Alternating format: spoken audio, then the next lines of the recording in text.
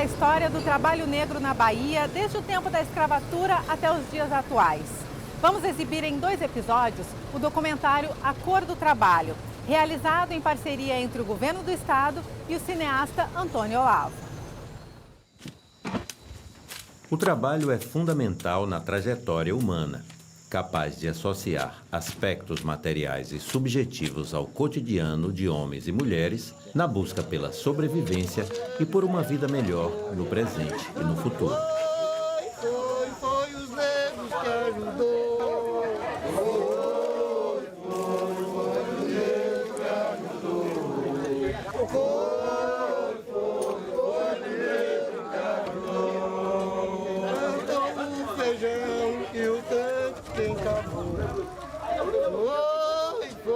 Foi os negros que ajudou.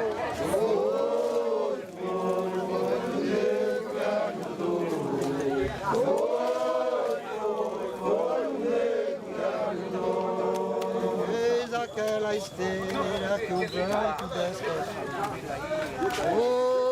Foi os negros que ajudou.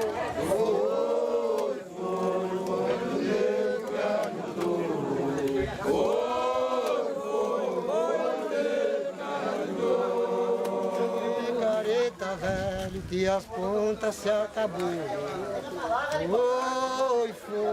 Foi os negros que ajudou. Foi os negros que ajudou. Foi os negros que ajudou. Até mesmo a senzala onde eles trabalhou. Foi os negros que ajudou.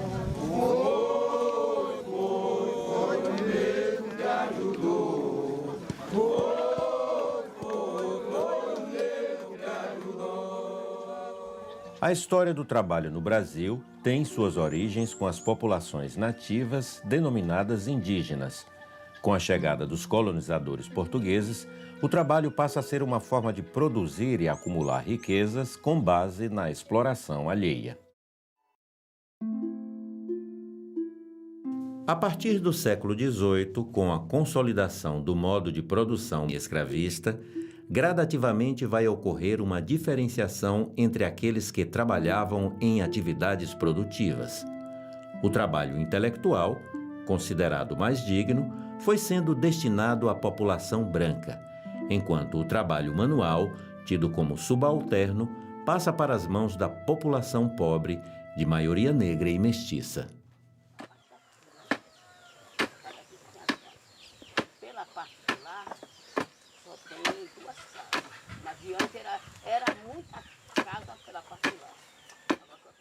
Eu nasci em 33. Eu me criei no Caonjo, desde lá que já fazia o azeite.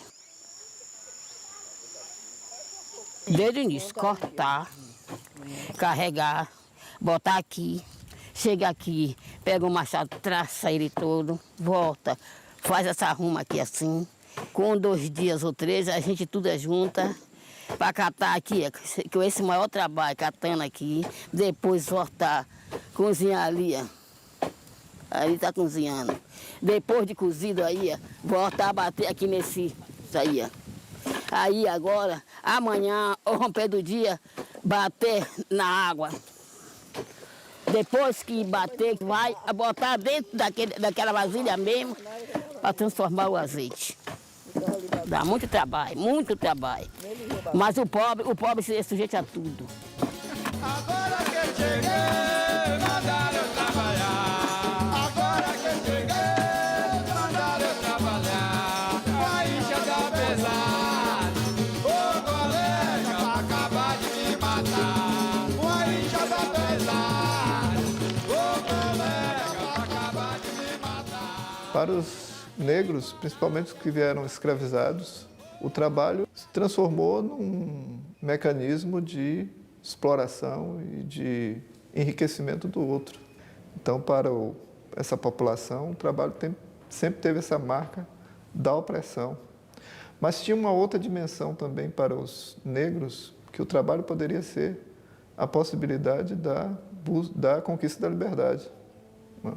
Então, havia a ideia clara, né, do trabalho que era realizado para produzir a riqueza e o bem-estar dos senhores, mas havia a concepção do trabalho exercida nas horas extras, nas horas de folga, nos dias santos, que era um trabalho para acumular uma poupança, né, que na época se chamava pecúlio, através do qual poderia se comprar a liberdade. Né?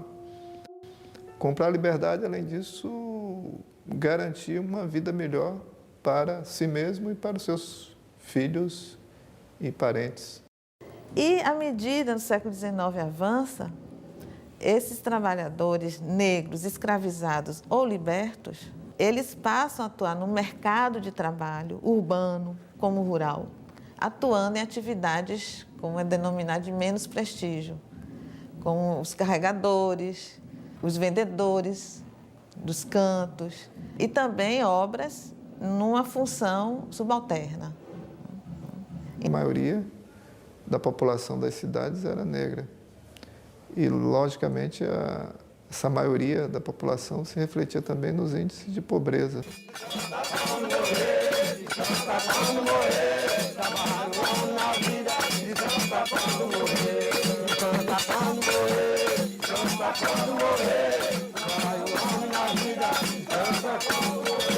O homem canta feijão, o homem faz a colheita. Tem homem cheio de treta, outro só bate na mão. Tem outro que come pirão, tem outro que só pra beber. Tem homem que é pra valer, e homem treina a saída. Vale o homem na vida, descansa quando morrer. Descansa quando morrer, descansa quando morrer.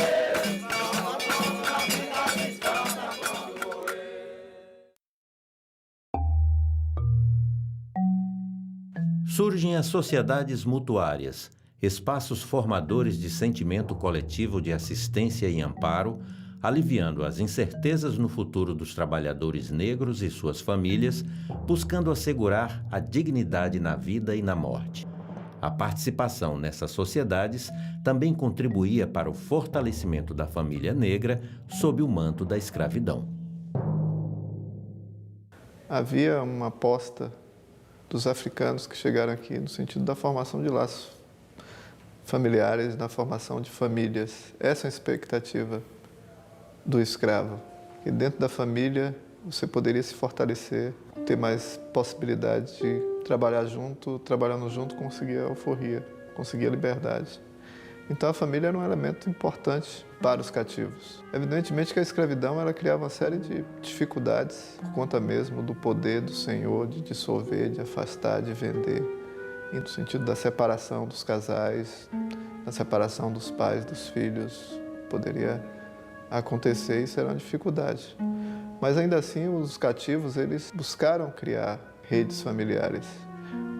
Muitas vezes essas redes familiares não se reduziam apenas ao laço conjugal, a relação homem-mulher, mas poderia buscar laços familiares do ponto de vista religioso. E aí eu cito o caso das Irmandades Católicas, onde se criava essa ideia também de parente, de irmão. Né? Nos candomblés também, né? Os filhos e mães de santo, né? Essas ligações, essas redes que se formavam. No entardecer do século XIX, o mundo ocidental vivia profundas transformações na organização do trabalho, baseadas no liberalismo, no desenvolvimento capitalista das indústrias e na acumulação financeira. No Brasil, entre as mudanças de grande impacto social, ocorre o fim da escravidão e a universalização do trabalho livre. Em um domingo, 13 de maio de 1888, no Rio de Janeiro, é assinada a Lei Áurea. Então, nos anos seguintes à abolição, há um certo desencanto com relação ao que foi o 13 de maio. Daí porque essa memória de que a abolição não gerou grandes consequências.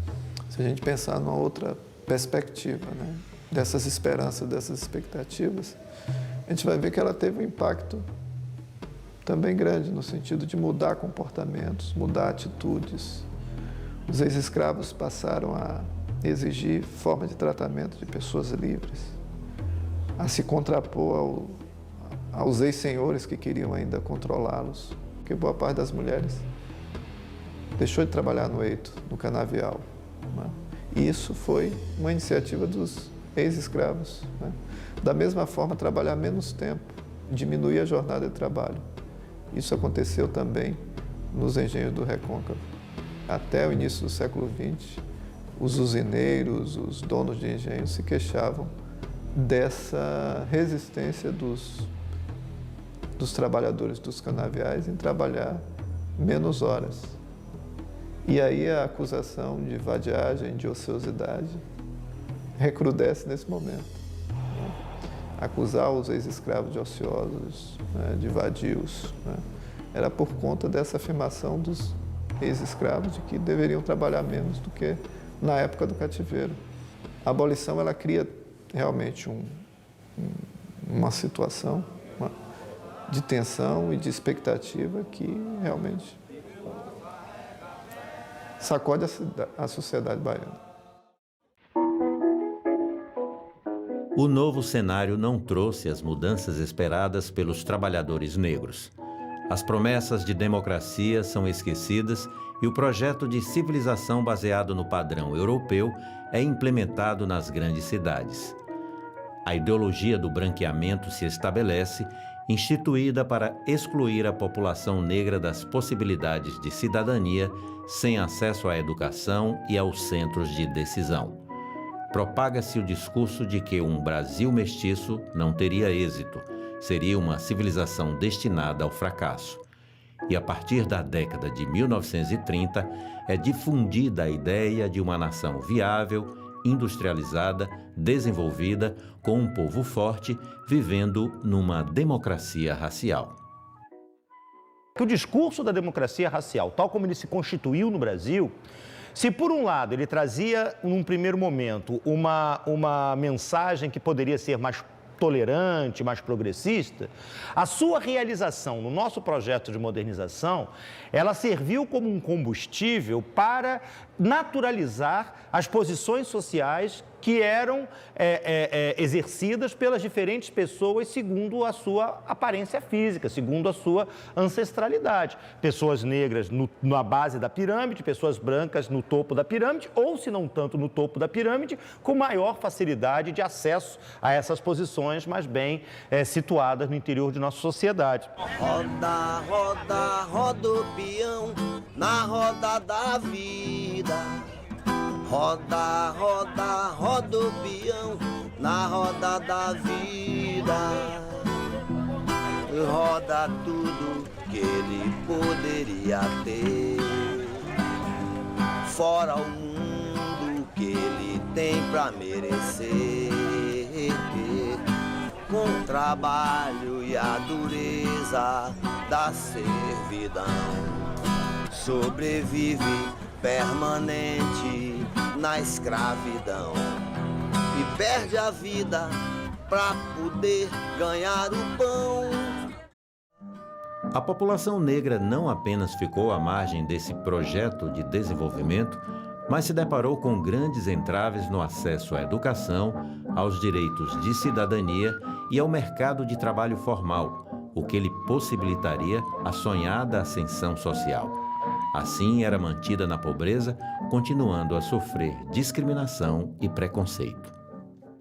Meu nome é Creuza Maria Oliveira, eu nasci aqui em Salvador. Minha mãe era uma pessoa simples, analfabeta, meu pai também. Aí depois meu pai veio a óbito, faleceu. Minha mãe arranjou um companheiro, ele não tinha filho nenhum e disse que não ia ficar com os 3 filhos, alimentando 3 filhos, né? 3 bocas. Então eu fui a selecionada para ir trabalhar de doméstica antes mesmo dos 10 anos. Eu não gosto nem de ir. Essa é a pior época.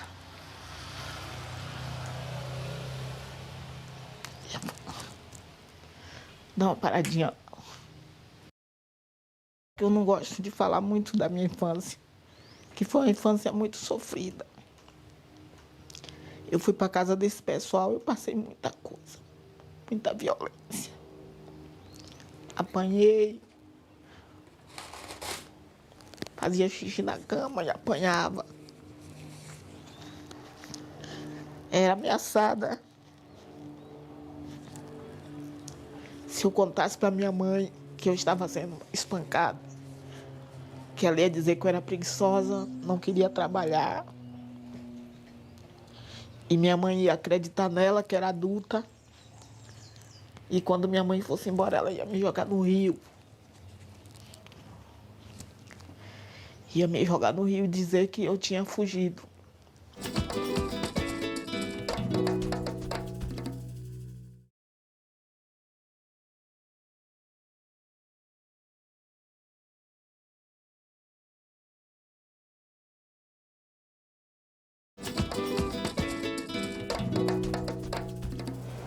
Estamos exibindo o documentário A Cor do Trabalho. Neste segundo bloco, as experiências vitoriosas de negros e negras que ao longo dos séculos romperam com o estigma do preconceito racial e por meio da educação ou da abertura de negócios próprios, conseguiram êxito em sua trajetória profissional. Meu nome é Dalvinéia Cruz, eu sou médica psiquiatra e trabalho no Hospital Juliano Moreira, em Salvador. O meu nome é Paula Zevich, eu sou empresária do Magia Zevich, um spa day de beleza pura e bem-estar, especializada em beleza negra. Sou Daiane do Rosário Silva, tenho 23 anos, sou supervisora do setor de edição e finalização da TV Pelourinho, Rede TV Jovem. Meu nome é Leonardo Queiroz, sou ex-vendedor de uma feira livre da Boca do Rio, bairro onde eu morava. Atualmente sou advogado tributarista. Eu sou Nilzete dos Santos e sou gerente e proprietária da Afrotours, que é uma agência fundada desde 2007 com o turismo cultural e afro-religioso aqui na cidade de Salvador. Eu sou Cláudia Soares, sou designer de moda, mestre em artes visuais. A atividade que eu desenvolvo demanda um trabalho voltado para a produção do vestuário, que inclui pesquisa, criação, modelagem e confecção de roupa feminina. Eu sou Jorge Washington, ator fundador do Banda de Teatro Olodum há 25 anos e acredito na arte como instrumento de transformação dessa sociedade. Sempre gostei dessa área mecânica, metalúrgica desde criança e trabalhei com mecânica de refrigeração, trabalhei com mecânica de automóvel, fui para o Liceu de Artes e Ofícios também para trabalhar com mecânica, daí ao Senai, polo petroquímico. Consegui sair do polo, montar o meu negócio, que não começou desse tamanho, era menor e só fez crescer. Graças a Deus, e até hoje cresce muito mais ainda. Já estamos há 28 anos no mercado e já somos considerados uma referência em trabalhos de design exclusivo em aço inox, latão, cobre aqui em Salvador. Hoje eu tenho um irmão também que trabalha comigo aqui. Tem uma filha minha que também que administra a empresa, que faz o serviço da parte de escritório, administração. Eu tenho uma filha também que já é mais nova, mas já está estagiando, está na faculdade fazendo engenharia, já trabalha no polo. Não tá aqui comigo porque já está trabalhando no polo, é engenheira de produção. E a minha outra filha também, que está formando agora, mas já está aqui comigo há muito tempo. Então, a família também é sempre bom a gente ter perto da gente. Essa economia brasileira e baiana, particularmente, ainda vai estar muito vinculada a esses empreendimentos familiares. E, principalmente, nas famílias negras. A partir da industrialização propriamente dita brasileira, dos anos 50, a gente vai observando que esse núcleo familiar produtivo se dispersa. Então, qual é a saída política, ideológica, e produtiva?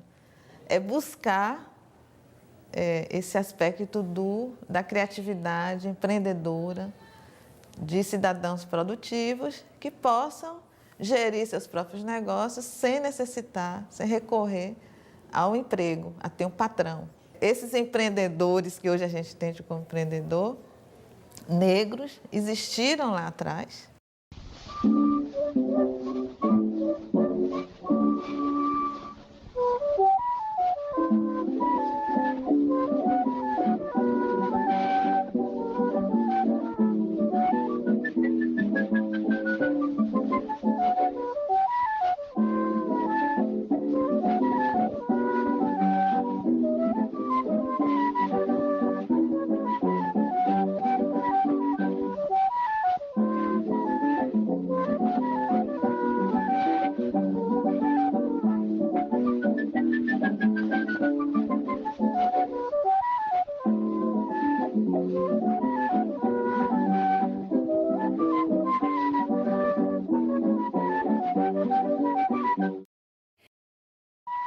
Na busca de novas possibilidades históricas para o lugar do trabalho, destaca-se a emergência de políticas públicas que potencializam o empreendedorismo criativo, inclusivo, cidadão, valorizando-se iniciativas que dialogam com a satisfação individual e o bem-estar coletivo.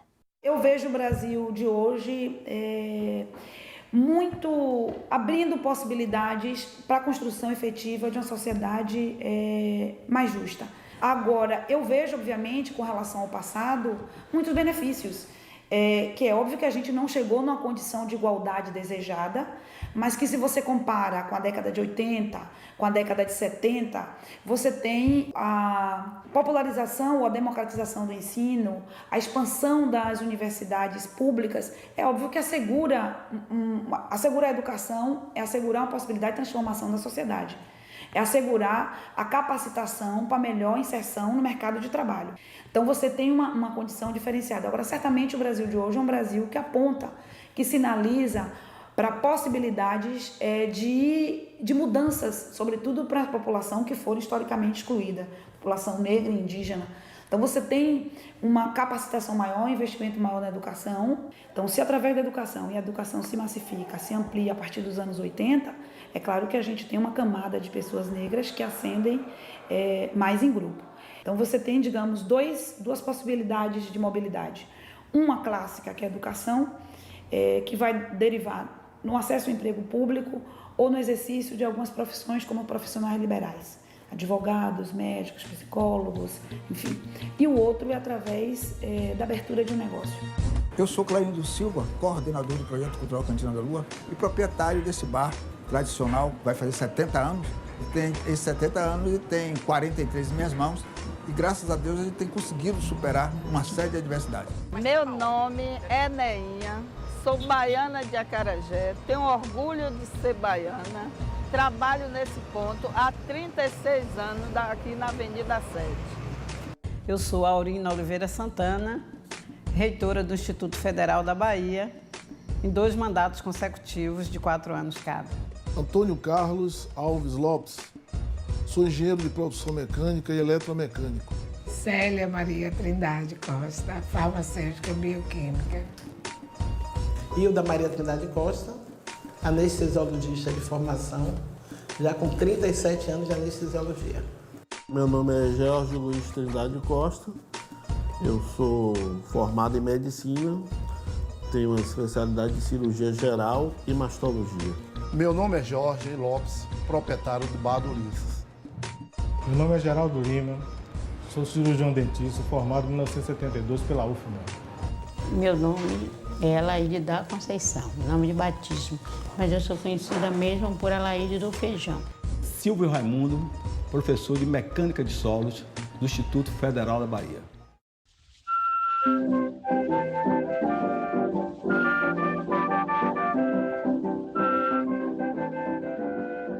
Eu me sinto muito bem com o meu trabalho, me sinto feliz com o que eu faço. Eu faço um trabalho voltado para a raça negra, trabalho a infância, resgato o lúdico das crianças também. Eu procuro retratar a realidade. Eu sou negra, sou de uma comunidade negra, então eu prefiro mostrar também tudo isso. Não que eu não faça bonecos brancos, faço, mas o foco é o negro. Muitas crianças não sabem nem a cor que tem, nem se é negra, nem se é parda. Muitas são negras e se acham brancas, porque o que retrata a mídia é só o branco, é só o loiro. E a criança, quando se sente negra e vê alguma coisa que represente a sua identidade, isso é muito bom.